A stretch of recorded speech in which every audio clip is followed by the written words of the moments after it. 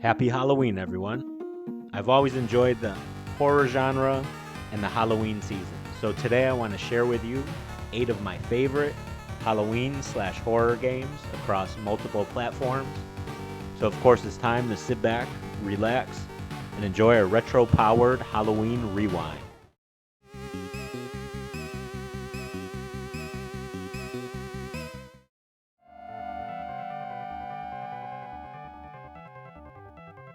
Night Slashers was released in 1993 by Data East in the arcades. You can choose between 3 characters: a monster hunter with a cybernetic arm called the Psychic Cyborg and is the most powerful character with the element of lightning, a vampire hunter and martial artist who is the most balanced character with an average in speed and power, and his elements are water and ice, and a martial artist proficient with mystic arts, and she is the most agile and her element is fire. The gameplay and controls are like any other beat 'em up, like Final Fight or Streets of Rage. You have an attack button, a jump button, and a special move button. However, with the special moves, if you're on the ground, you can do a screen zapper, and if you jump in the air, you can create a smart bomb. You fight hordes of zombies, mutants, vampires, werewolves that look like Teen Wolf, elementals, bosses that are a mummy from ancient Egypt, a golem, a mad scientist, Count Dracula, the Grim Reaper itself, and Frankenstein's monster. The sound is great. It has a rock and roll, light metal soundtrack. The fun factor is always fun, especially around Halloween time. There's mini games where you can play whack-a-mole, but instead of a mole, it's a zombie. And the graphics are amazing. The sprites are large and detailed, and there is gore galore, and the horror theme is one of the best ever in any video game. If you like beat 'em ups, I highly suggest this one.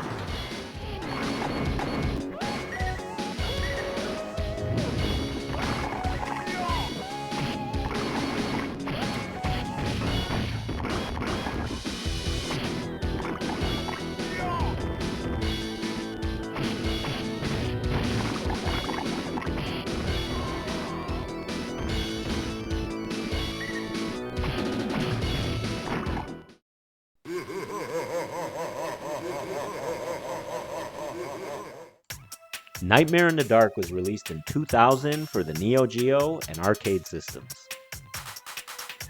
Here you play as a grave watcher with magical powers who lives in a small village in a remote region. This grave watcher usually keeps to himself because of his grotesque appearance. One day he found the graves were being ransacked and some corpses were being stolen. He decides he needs to eliminate the grave burglars for himself. Thus, he patrols the cemetery every night. Shortly after, he notices that a powerful wizard is up to no good, stealing these corpses to build an army of undead to terrorize the village. So, of course, the grave watcher stands up to him and goes to eliminate the wizard once and for all. Once he does that, he doesn't want the villagers to know, but once they find out, they come to where he lives and show him much gratitude for saving their lives. You have to clear each area and collect power-ups in order to eliminate all the enemies. At the end of the 5 stages, you're going to be confronted by a large boss with great sprite work and usually takes up a lot of the screen. There are 5 stages with 5 levels each, totaling 25 stages, and each one of them has you throwing fireballs at ghouls, ghosts, goblins, zombies, flying demons, and giant monsters. The controls are simple and responsive. You have a jump button and you have a fireball button. With the fireball button, when you hit an enemy, you have to keep throwing the fireballs at the same enemy in order to build up a giant fireball. Once you build up the giant fireball, you can mow down enemies effortlessly. The sound is fun. It has a great Halloween theme to it. And this game is a lot of fun like you would be playing in an arcade. This game is great for pick up and play. And I would say spend about an hour playing it. After that, it could get a little tedious. Now, my favorite thing about this game is the graphics. Great 2D rendering. And I absolutely love the backgrounds. They're all hand-drawn and have subtle actions like blades of grass blowing in the wind.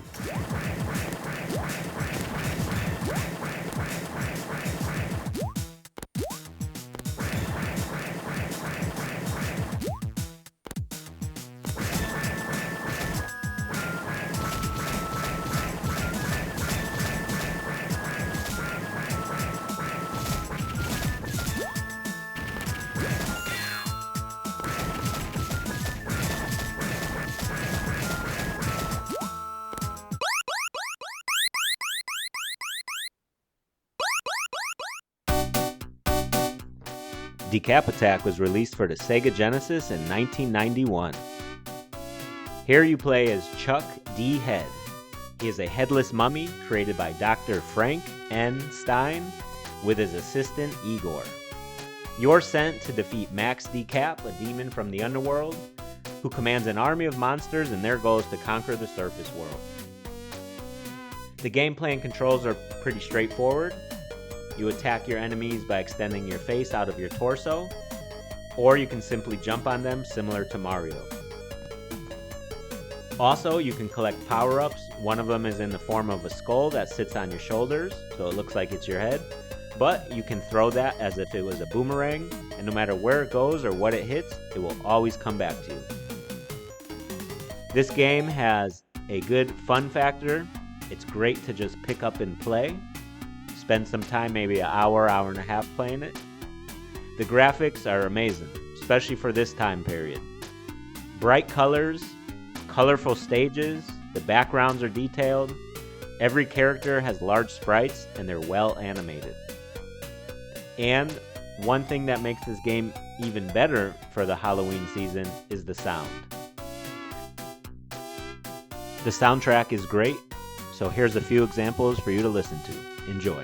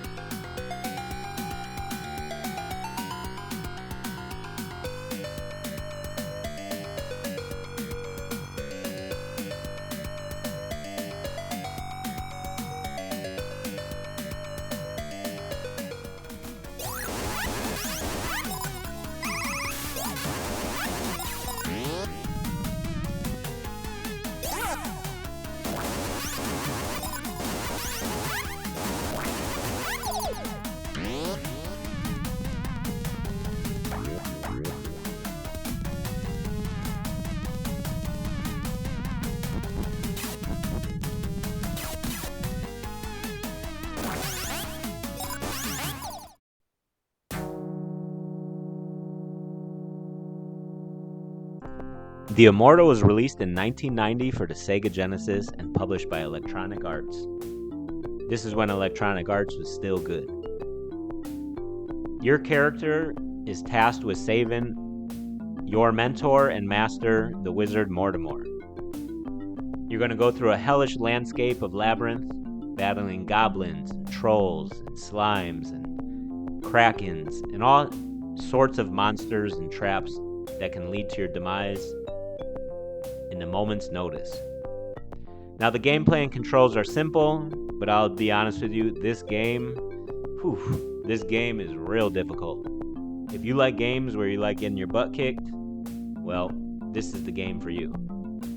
Basically, your fighting scenes, you're basically button mashing. Whoever can get to each other first, then you'll perform your fatality. Now, there's also a variety of NPCs that you come across that wander or give you power-ups, or you can help protect, or some points you could even work with your enemies. So there's a lot of cool things going on here, but again, I have to tell you, This game was very intriguing. As a kid, you would see it in magazine ads, you would see the fatalities and just be mesmerized by it. But when you actually go to play it, this game is real difficult. So, if you're looking for a relaxing stroll for a Halloween game, this ain't the one. The sound is decent. It's early synth tunes for Genesis. Not bad, but not the best. It is a fun game, and it's fun seeing the death animations, but it could definitely be frustrating because, like I said, everything could kill you over and over and over again. Now the graphics, isometric view, great realistic type sprites considering the time period. The game is 34 years old, going on 35. There's tons of graphic violence, and again, this predates the fatalities in Mortal Kombat. And this is probably the selling point, but do I recommend this game? I'm not sure. If you like a good challenge, and you want to play a good throwback game with lots of gore at Halloween time, then this one's for you. If you're looking for a relaxing time, this one is not for you.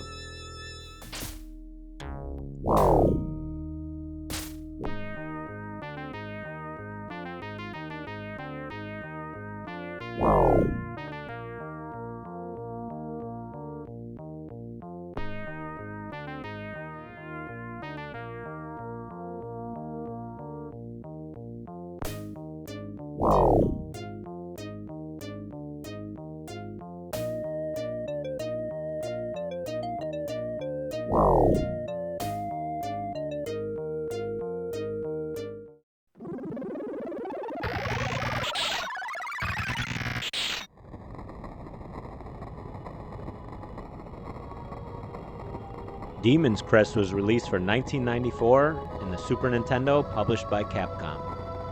Here you play as Firebrand. You might remember this character from the Ghouls and Ghosts games and Ghost and Goblin games. Firebrand's main abilities are his fire breath. He has claws for clinging onto walls and wings to hover in the air. Now, he can't fly any higher than what he can on his base form. However, as he collects crests, he can transform and gain new powers that are specialized for combat and exploration. There's a ground demon, which you could break boulders in your way. An aerial demon, almost looking like a pterodactyl that can fly really high. A tidal demon that is built for the water, so any aquatic environments. The legendary gargoyle and ultimate gargoyle, which have stronger attacks, are faster, have stronger fire. There's other items to collect, including extra hit points, flasks, and spells for using consumable magic items, and also talismans that can improve your abilities. The graphics in this game are amazing. The characters are large sprites. The backgrounds are detailed with just amazing drawings.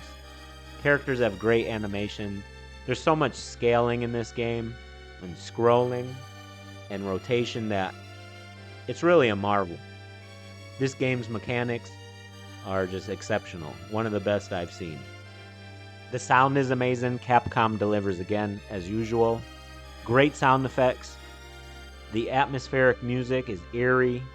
There's organs playing, and it definitely sounds like a horror/Halloween game to play this time of year. This game's fun factor never gets old. This came out 30 years ago. I still play this game.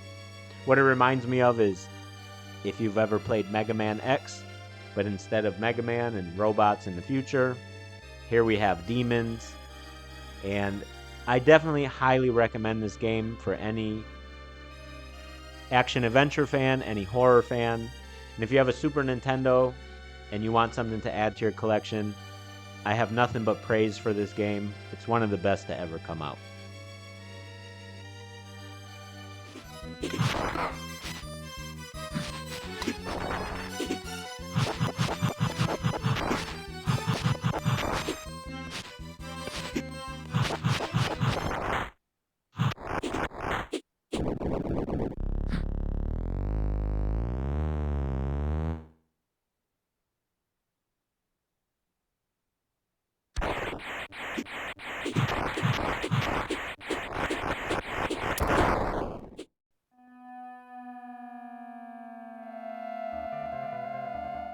Super Castlevania IV was released in 1991 for the Super Nintendo.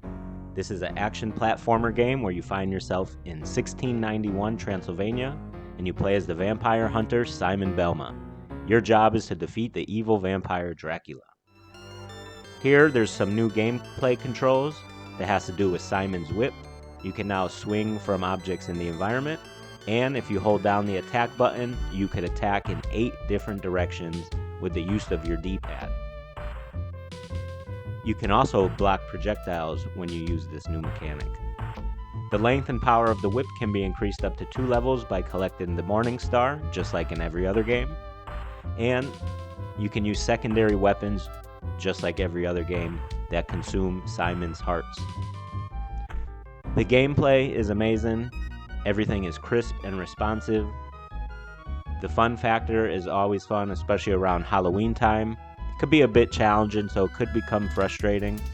And like every other Castlevania game, it does have the clunky jumping mechanic, but it's nothing to take away from a great experience. Now the graphics are next level. There's excellent sprite work. The backgrounds look absolutely beautiful, detailed backgrounds, and the mechanics in this game with the scrolling, scaling, and rotation are second to none. Another aspect of this game that stands out, sets it apart from its peers, is its music. Here's a few examples to listen to.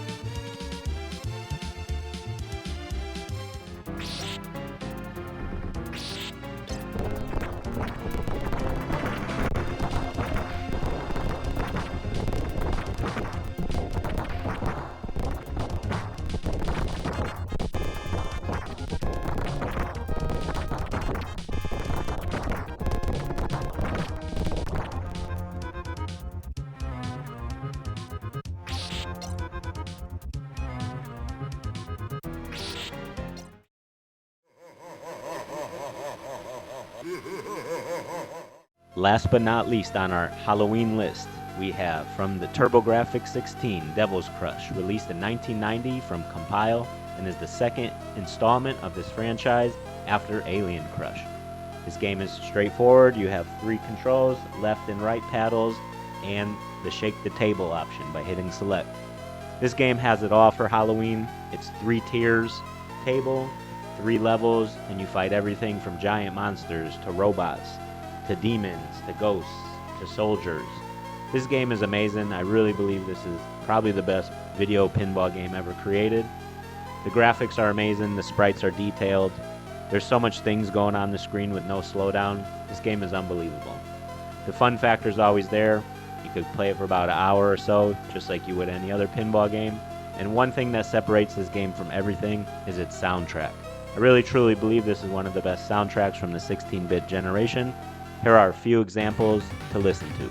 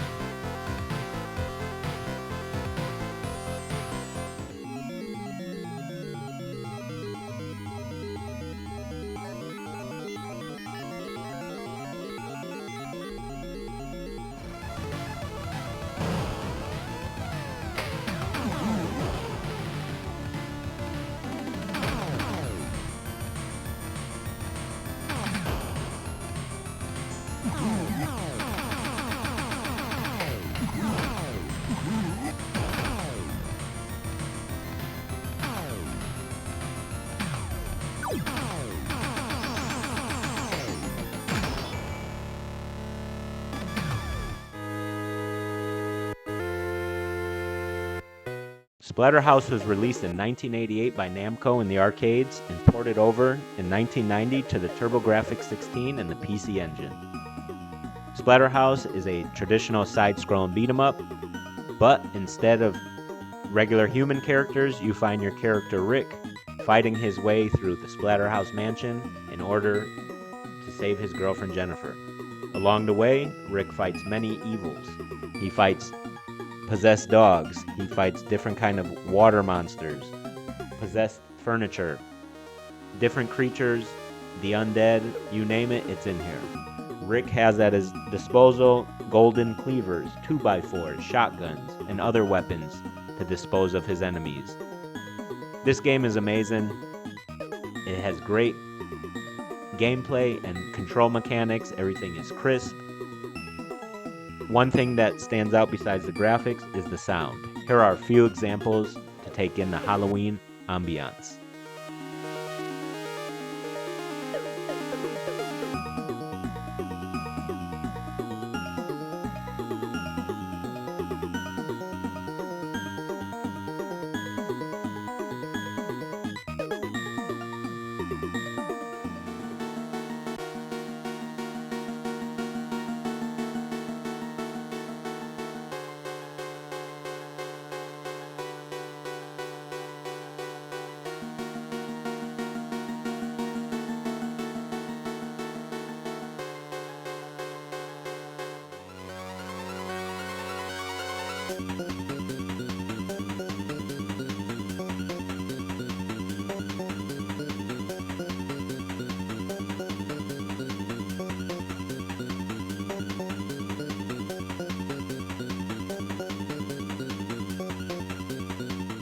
This game has amazing graphics, especially for 1990 and a home console.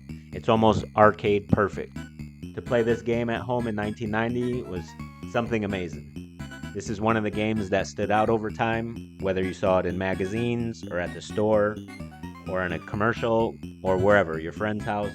This is a must-have for TurboGrafx-16 fans, and if you're a horror fan, do yourself a favor and play it this Halloween season.